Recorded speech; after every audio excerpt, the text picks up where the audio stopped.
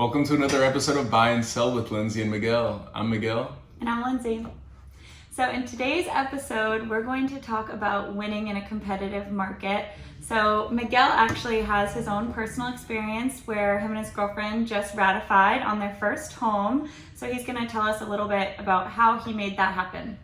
Sure. So it was a little bit of a long road. We did have our eye on the market for a while, especially in this one neighborhood we were super interested in. It's right in Springfield. So the way this went down, we had our search on for a while. As soon as the home hit the coming soon status, we were among the first to know. I made contact with the listing agent and found out when they were planning on going live. We at the moment didn't feel comfortable with submitting a Sight unseen offer. Yeah, sight unseen offer. It just didn't make sense at the moment. But we were the first to go see the property around 9 a.m. the first day it went live. Then we submitted the offer around noon. Being the first offer, I think, did set us apart from the crowd a little bit. So the way that we did it personally, we came in with a strong offer and we waived all contingencies. We felt that our offer was so strong, we didn't want to compete against anything else that was going to potentially come in during that weekend. So we put a deadline on our offer. We're talking a little strategy here. So they didn't accept our offer deadline. They wanted to see what else would come in. So we resubmitted our offer, going at a lower sales price, waiving all contingencies, but escalating up to a certain amount, meaning we were willing to pay $2,500 over the next highest asking price. And luckily it didn't escalate. We got a great deal and we're super excited about it. Nice. We only competed against 8 people this time. Lyndsay just recently competed against 20 people and won her offer. I'm gonna let her tell you about how she did that. Yeah, crazy market right now. One question, I wanted to go back to your story real quick. What did you put as your deadline, just so we have some reference? Did you do like 24 hours or? Yeah, so we actually wanted to give them some time to consider the offer and talk it out. We know it's a big decision. So we gave them 8 hours. We felt that 8 hours was, plenty of time to make up their mind. Yeah, okay, that makes sense. Yeah, and it's cool that you had the opportunity to even come back even lower. Yeah, exactly. So we really wanted this home, so we knew we were gonna do what it took to get it. So we were very confident in resubmitting. We knew that we wanted it. So I definitely recommend putting in an initial offer. If that doesn't get accepted, put it in early enough to where you can resubmit another offer on the same property. With low inventory, once you see something you really like, you gotta be aggressive. Yeah, that's why it's important to really get in there as soon as that home comes on the market. Like, don't wait for the open house. Just exactly. Get your agent and go right in. So awesome. How many houses did you guys write on before that? So we wrote on 2 other offers, or 2 other places before that. We submitted 2 other offers.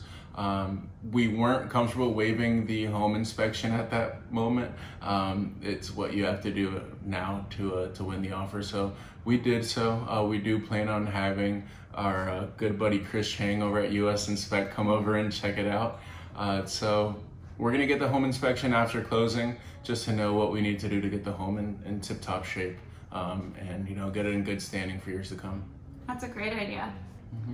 Nice. Yeah, the offer that we were just competing on, that he had mentioned, where my client was competing against 20 people, we ended up, so she also waived all of her contingencies, which really made us stand out, and we only ended up having to go $15K above the asking price, but because we waived all of our contingencies, that's the reason why we won. One of the other offers that was like $15K above our offer still had their appraisal contingency in the contract. So that's one of the reasons that made us stand out, is that the seller was just more comfortable moving forward with us and they were willing to take the price cut for it.